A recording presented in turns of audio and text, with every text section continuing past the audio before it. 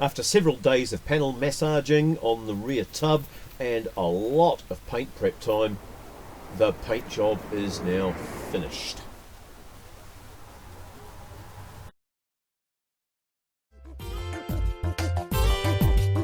Yes, there's been weeks of grinding and cutting and rubbing down and rust repairs and cleaning and sandblasting, but now I'm getting to do all of the nice bits, all of the repaired and re-galvanized and refurbished and repainted parts are all being riveted together. I'm gathering up all my ice cream containers and cardboard boxes full of random screws and small pieces and deciphering where they're all from, and getting Larissa the Landrover back into one piece again. Exciting times. Now trust me, if you're going to be doing a lot of riveting like I do because I build trailers, you're going to want to get yourself an air riveter. An air rivet gun pretty much eliminates that awful feeling you get when you slip as you do the rivet up and the nozzle of the rivet gun gouges through your fresh paint. It just removes all of the physical effort, and all you're doing is pulling a trigger, and it just makes the rivets pull up tighter, more uniformly, and there's much less chance of slippage and scratching. You pay about 100 New Zealand dollars for a cheapie one of these, and a truly fabulous one that'll last you a lifetime will cost you about 250 New Zealand dollars. It's well worth getting. Now I know that looking down the side of this vehicle you will see a few humps and hollows, but you won't see scratches and flakes, which would be the remnants from the awful paint job that it had underneath. This thing had had a total of 5 paint jobs over its life, and quite honestly they needed to come off and be redone properly.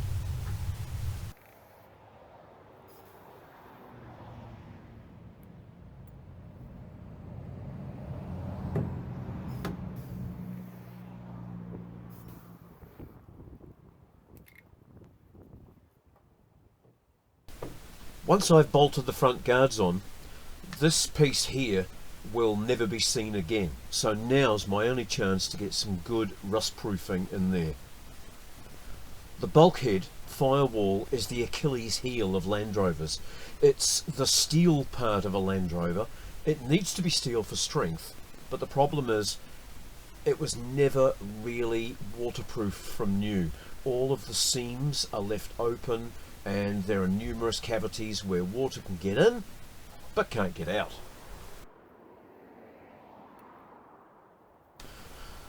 So I've got a gun full of Fisherline, and I'm going to give that a squirt down each of these holes and make sure that I get plenty of it in there, because that is, as I say, where the rust normally starts. Where the guard bolts on, there are 4 holes. 2 of them are slotted. That means that I can put the bolts in and slide the guard over the top of them. Makes it a lot easier to get it lined up and do the job by yourself.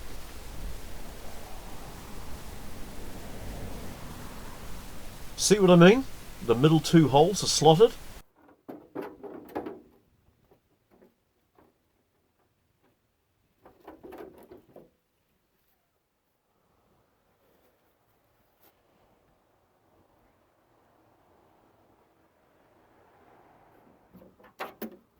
I'm not going to be making the epic job of setting this guard up and getting all the gaps correct. It's on, it's not going anywhere. And the best thing is it's taking up less room on the ground.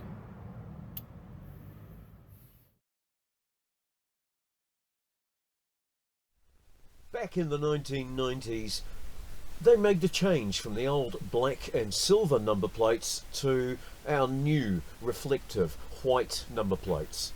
So these old number plates are 50 years old. They're a little bit of a collector's item. I don't want to go re-registering the vehicle and having to give it new numbers, so I'm going to clean up these old number plates by removing the build-up of black paint that's on them. A couple of people have had a go and I think they've rubbed them over with tyre black. So I'm scuffing that up and removing the build-up, cleaning up odd little bits of corrosion that I find, and I'm going to show you how I refurbish a grotty old number plate to make it look quite presentable again. It's something I've done a few times in the past and I'm pleased with the results. Of course, the first thing to do is give them a thorough clean, file down any damage that's on the edges from stone chips or minor bumps and scrapes that the vehicle's had over the years.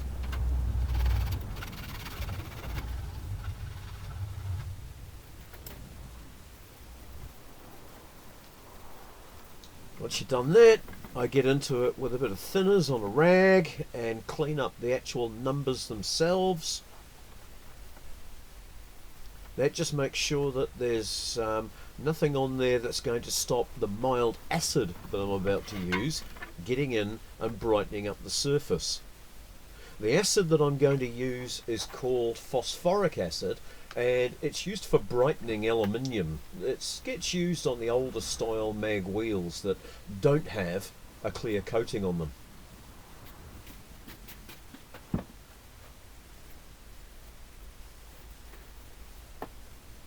So here's the phosphoric acid mag wheel cleaner.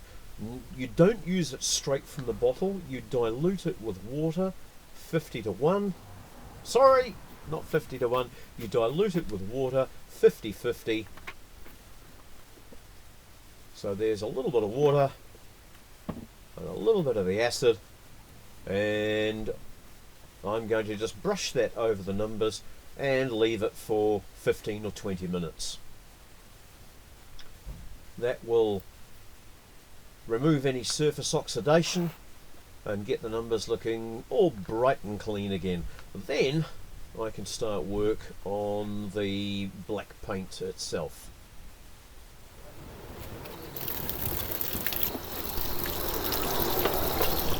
So now I'm going to wash the acid off the number plate.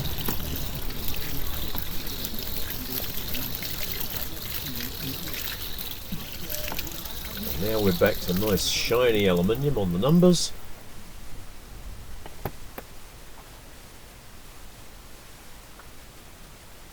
Now the next trick is to get some oil. It could be engine oil, it could be grease, it could be cooking oil. I happen to have a little bit of cooking oil handy, so I'm going to just brush with a small brush a light coating of oil over the numbers themselves, and that'll stop the paint sticking.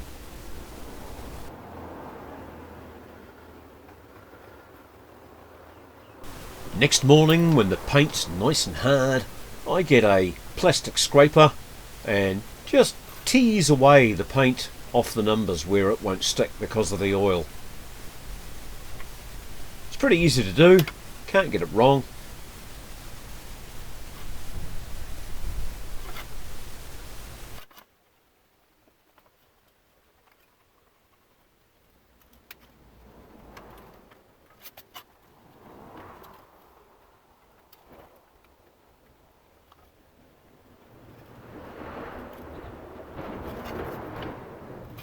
Once I've removed the residue, I like to get a soft cloth and a non-aggressive solvent like turps or even diesel, and just give it a gentle wipe over, and that removes any of the mess without any chance of stripping away the nice black satin paint.